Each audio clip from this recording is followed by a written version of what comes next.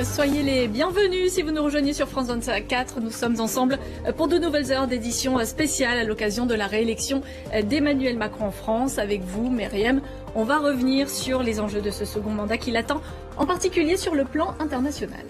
Oui Marion, et après avoir retrouvé nos envoyés spéciaux dans les QG des deux candidats, on va faire un petit tour du monde, de l'Afrique à l'Amérique en passant par l'Europe. Que pensent les Africains, les Américains, les Européens de cette réélection? Quel rapport le président français entretient-il avec eux? Quels sont les gros dossiers sur la table? On fera le point dans un instant avec nos invités et nos envoyés spéciaux à Washington, à Berlin, à Tunis, à Dakar et à Bruxelles. Mais avant toute chose, on va écouter les premiers mots du vainqueur. Emmanuel Macron l'a emporté avec 58,8% des suffrages contre 41,2%. Merci beaucoup Marie Schuster, notre envoyée spéciale sur le Champ de Mars. On va tout de suite écouter Marine Le Pen. Elle s'est félicitée d'un score qui représente en lui-même une éclatante victoire. Écoutez. Bruno Darou, il y a un chiffre qu'on n'a pas encore regardé et commenté de près, qui mérite réflexion, c'est celui de l'abstention. Il a atteint les 28,2%. En 2017, il était de 25,3%.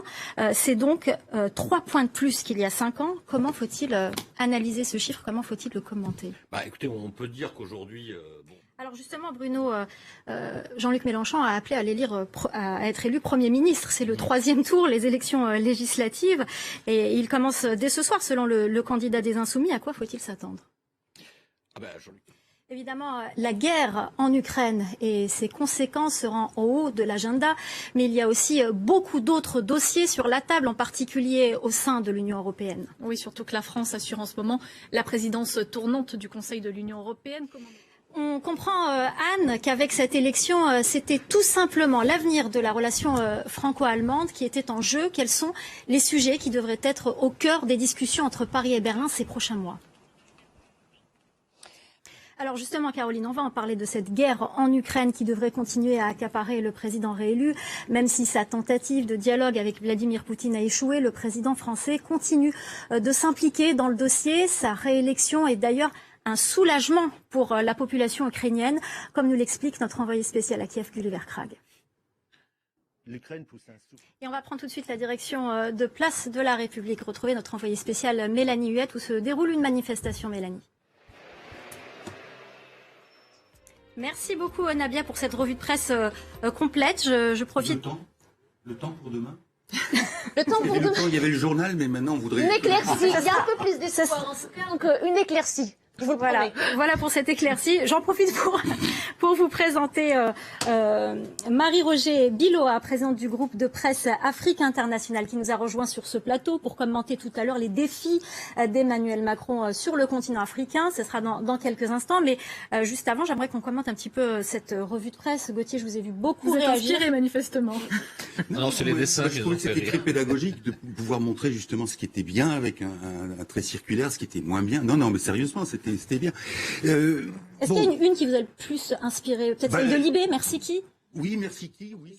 Alors Bruno, Marie-Roger Biloa nous disait on revient de loin, mais est-ce que ça va durer? Beaucoup disent que la prochaine présidentielle, il y a de fortes chances que l'extrême droite passe, que la courbe ascendante ne présage rien de bon.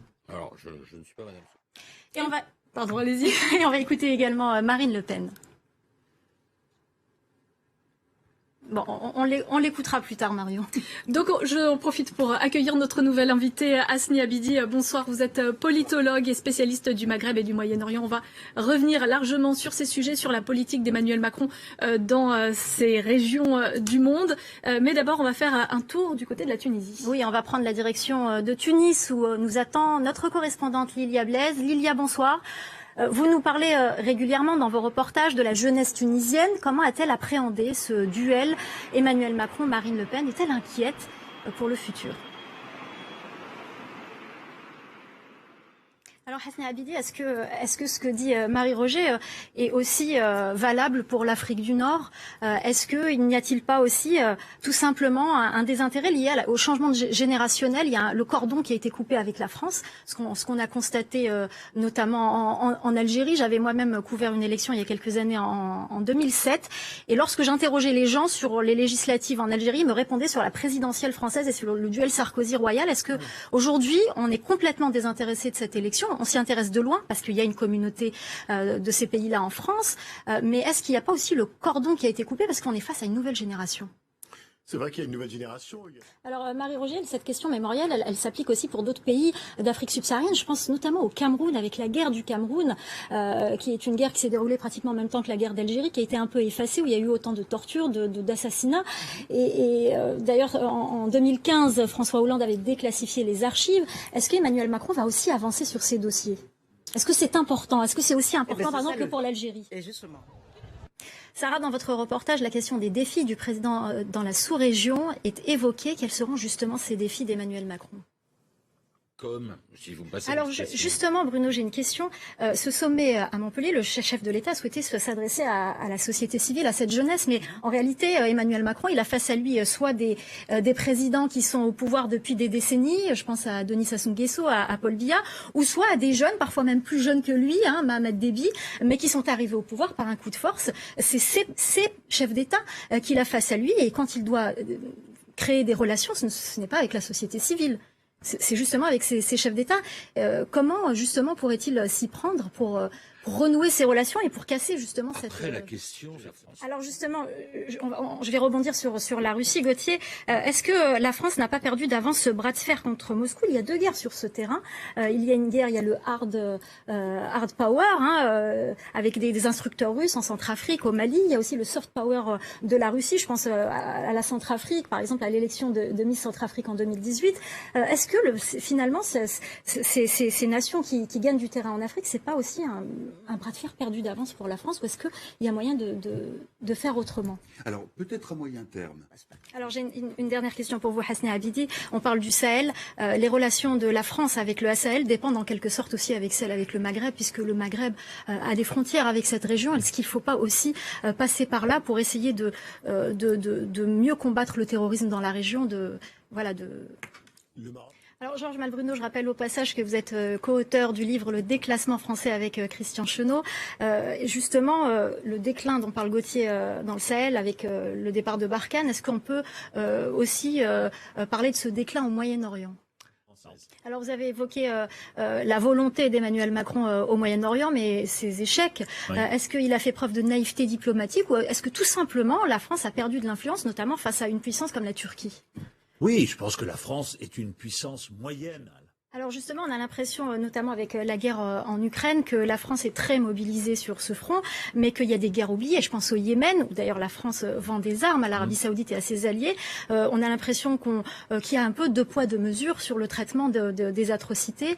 Comment la France peut garder une place importante, notamment dans le dialogue, dans la négociation pour la paix, dans ces conditions? Alors, il y a ça. Je pense surtout à l'opinion publique arabe. Voilà. Et moi, Alors, dernière question. J'écoutais une interview de Christian Chenot qui disait que s'il y avait des classements, il y avait moyen de se reclasser. Est-ce que vous partagez cette... Oui, non, mais... Merci à tous les deux. Merci Georges Malbruno de nous avoir fait l'honneur d'être sur ce plateau. C'est la fin de cette édition spéciale consacrée aux défis internationaux qui attendent Emmanuel Macron lors de son prochain quinquennat. Merci à tous ceux qui nous ont aidés à préparer cette émission. Merci à Dany Lafarge, notre chef d'édition, Karine Rébibo, la rédactrice en chef. Merci à nos correspondants. Merci aussi à nos invités et à nos chroniqueurs. Merci à vous qui nous suivez sur France 24. Et tout de suite, vous avez rendez-vous avec Sérine Bey pour un nouveau journal.